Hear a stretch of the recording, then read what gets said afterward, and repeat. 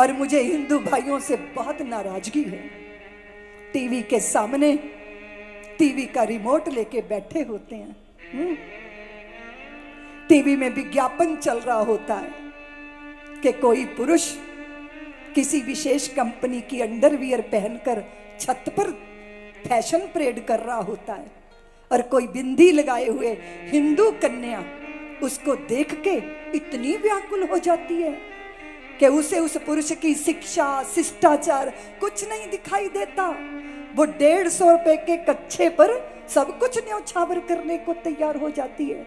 एक Cozi lux वाला विज्ञापन आता है, वो फटकारता है उस अंडरवियर को और उसकी हवा से साड़ी उड़ जाती है। तुम्हारे अगर पिताश्री की छाती में दम हो तो किसी बुरके वाली का बुरका उड़ाकर दिखा दो, तब हम समझ लेंगे।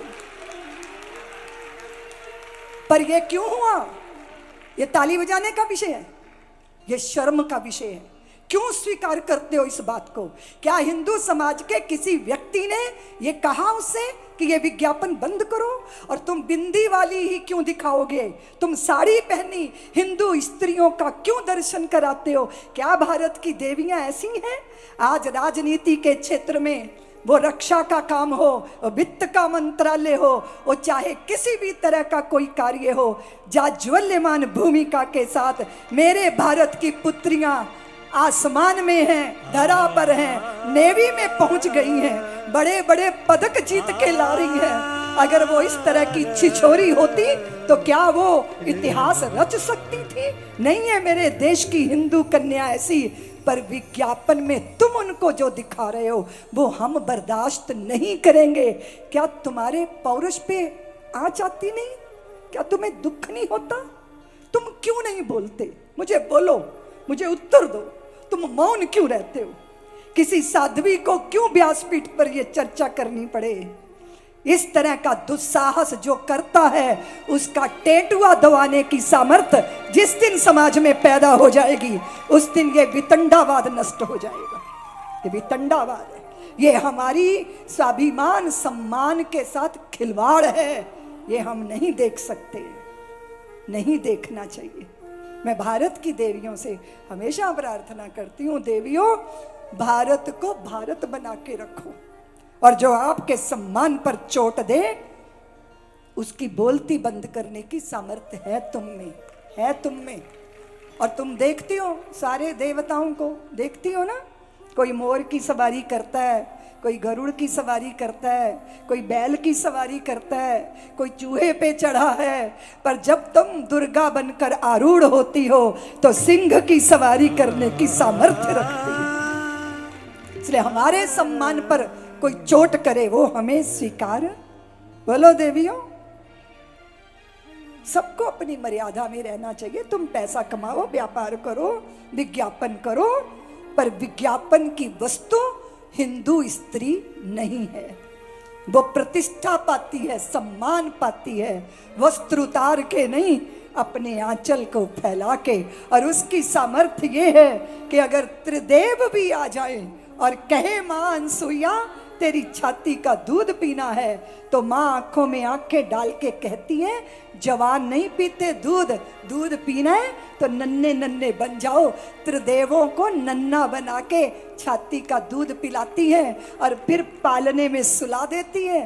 और तीनों की पत्नियां हांफती हुई आती हैं, हाय हाय हमारे वे कहाँ गए, वे कहाँ गए? तो माता कहती है अपने अपने पहचान लो और ले जाओ। त्रिदेवों को भी अपने वात्सल्य के सामने नन्हा शिशु बना देने की सामर्थ्य ये भारत की देवियों में होती है। तुम क्या समझो भारत की स्त्री के गौरव को? लेकिन मौन रहना अच्छा नहीं है। मौनम स्वीकार लक्षणम। समझ रहे हो बंधु? समझ रहे हो ना? किसी भी गलत चीज पे चुप क्यों? हमारी क्या विवशता है ये बताओ? क्या विवशता? कोई क्या बिगाड़ लेगा हमारा? बताओ ना।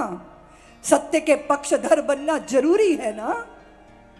मैं तो कभी थिएटर में नहीं गई, लेकिन कश्मीर फाइल आई तो दूसरे दिन थिएटर में गई, फिल्म देखकर आई। अब पूरे भारत के लोगों का मैंने आह्वान किया सच चाहे जितना कड़वा हो, धस जाए तीर सा सीने में, सुनने वाला तिल मिला उठे, लथपथ हो जाए पसीने में। किंतु घटना के भय से कब तक चुपचाप रहेंगे हम, नस नस में उबल रहा लावा, कितना संताप सहेंगे हम। क्यों क्यों ये सब हुआ और क्यों होने दिया गया, और अब ये नहीं दोहराया जाएगा। इसकी जागृति चाहिए, इसकी सन्नद्धता चाहिए, इसकी सामर्थ्य चाहिए, और उसे जागृत होना है। और धर्म भीरू नहीं बनाता देवियों, धर्म भीरू कोई नहीं होता, धर्मवीर होते हैं, धर्म योद्धा होते हैं।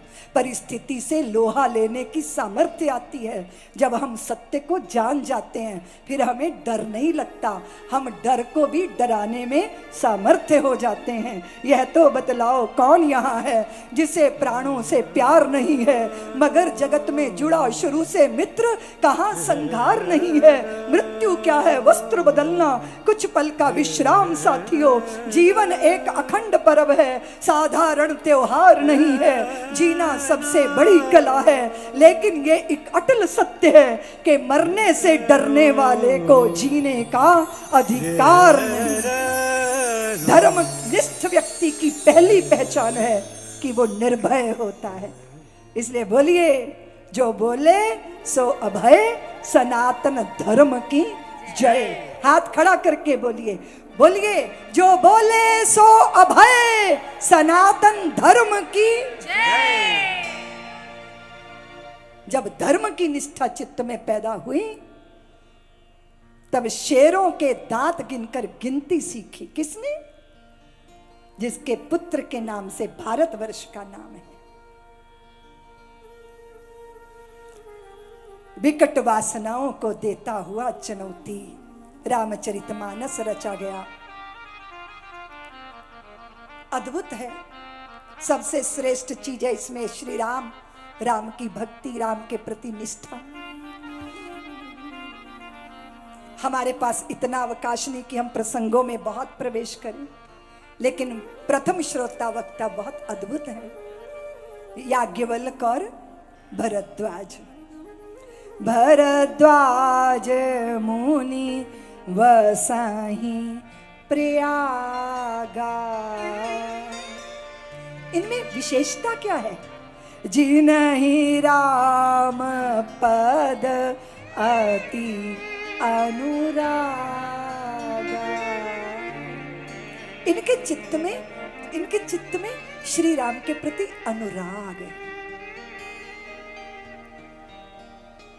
देखो देवियों, एक होते राग और एक होता है विराग, है ना?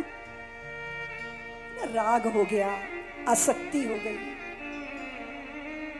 और जब जिससे आसक्ति हुई, प्रेम हुआ, उसने दुरदुराया, ठोकर मारी, दिल तोड़ा, तो वैराग हो गया, है ना? ये राग है, ये विराग है। लेकिन एक और चित्त की दशा है, वो है अनुराग की दशा। चित्त अनुरागी है, श्री राम के चरणों का अनुराग। और याज्ञवल्क जी की क्या विशेषता है? याज्ञवल्क मुनि परम विवेकी, वो अनुरागी है, और ये विवेकी नहीं, परम विवेकी। क्या श्रेष्ठ है, क्या अश्रेष्ठ है, ये देखना विवेक का काम है। लेकिन श्रेष्ठ अश्रेष्ठ दोनों से ऊपर उठ जाना, ये परम विवेक है। दोनों का मिलन हुआ है, और दोनों के बीच में श्री राम कथा की सुरसरी धार बही है, त्रिवेणी संगम। और ये नहीं कहा गया कि भरद्वाज मुनि बसाही, अभी भी बस रहे हैं, अभी भी वहां वट वृक्ष का दर्शन करके सब धन्य हो जाते हैं, चित्त चेतना में स्फुरण होने लगते हैं, रोमावली पुलकित हो जाती है।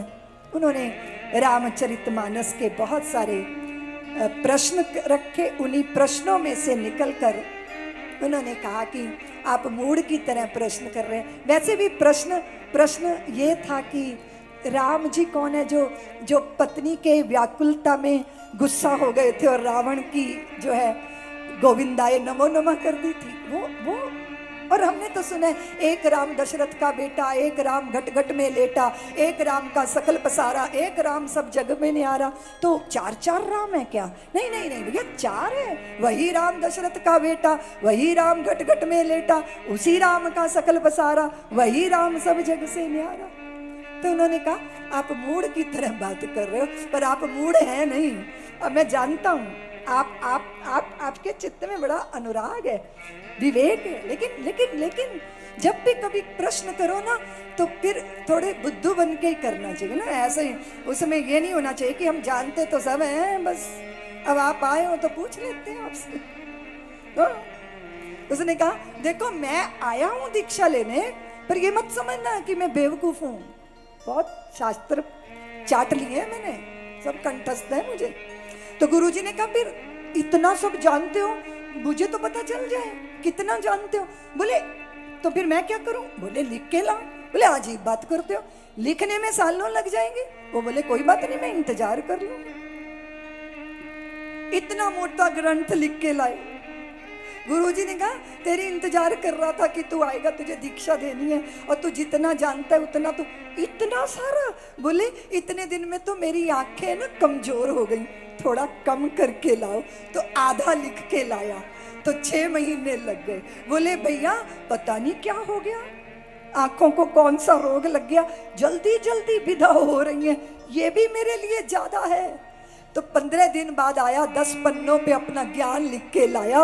गुरुजी ने बोला, भैया ये 15 पन्ने पढ़ने की भी सामर्थ्य नहीं रही इन आंखों में।